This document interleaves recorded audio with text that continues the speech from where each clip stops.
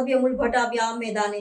ધારાસભ્ય અમૂલ ભટ્ટે આક્રોશમાં રહેલા લોકોને સમજાવવાનો પ્રયાસ કર્યો હતો અને તેમને શાંતિ જાળવવા તેમજ કાયદો હાથમાં ન લેવા અપીલ કરી હતી। તેમણે લોકોને ખાતરી આપી હતી કે તેમની જે પણ માંગણીઓ હશે તે પૂરી કરવામાં આવશે। આ ઉપરાંત તેમણે જણાવ્યું હતું કે ન્યાયિક પ્રક્રિયા દ્વારા હત્યારાને કડકમાં કડક સજા મળે તે સુનિશ્ચિત કરવામાં આવશે। પોલીસ અને વહીવટીતંત્ર દ્વારા પણ આ ઘટનાની ગંભીરતાથી નોંધ લેવામાં આવી છે। વહીવટીતંત્ર અને પોલીસ દ્વારા પરિસ્થિતિને કાબૂમાં લેવા માટે સઘન પ્રયાસો કરવામાં આવી રહ્યા છે। સ્થાનિક લોકોમાં ભારે આક્રોશ હોવા છતાં ધારાસભ્યની અપીલ બાદ સ્થિતિ ધીમે ધીમે શાંત થઈ રહી છે।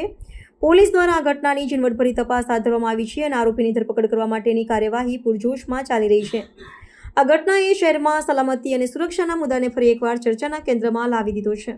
તમારી જે કઈ માંગો છે સરકાર સુધી અમે પહોંચાડી છે।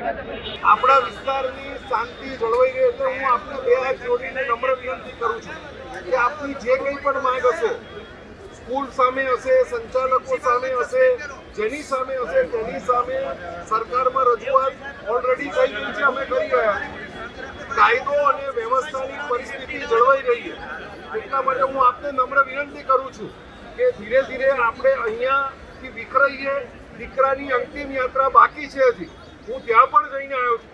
પરિસ્થિતિને સમજી દીકરાની અંતિમ યાત્રા સુધી આપણે શાંતિ રાખ્યા। અમે જવાબદાર ચૂંટાયેલા પ્રતિનિધિ પોલીસ ખાતાના બધા જ વડાઓ અહીંયા છે।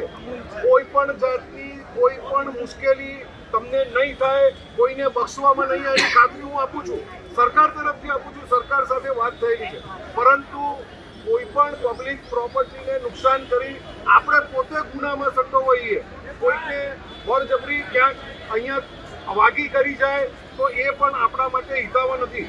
તો હું આપના બધાને નમ્ર વિનંતી કરું છું કે તમારી જે કંઈ ડિમાન્ડ છે એ તમે અમારી સામે તમે ધારો તો સરકાર સામે મૂકો, એનો પણ વાંધો નથી, અમે એને માટે પણ તૈયાર છીએ।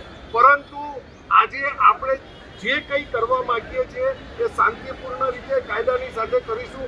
આપણને ન્યાય નિશ્ચિતપણે મળવાનો છે, આવી મારી વિનંતી છે। ફરી એક વખત નમ્ર વિનંતી કરું છું કે આપણે ધીરે ધીરે દીકરાની અંતિમ યાત્રામાં જોડાઈએ, એ પૂરા થાય ત્યાં સુધી શાંતિ રાખીએ। અમે લોકો તમારા વચ્ચેથી જવાના નથી, આ અમારી ગેરંટી છે। તમે જે મિનિટે જ્યારે બોલાવશો ત્યારે તમારી સાથે આવવા માટે તૈયાર છે।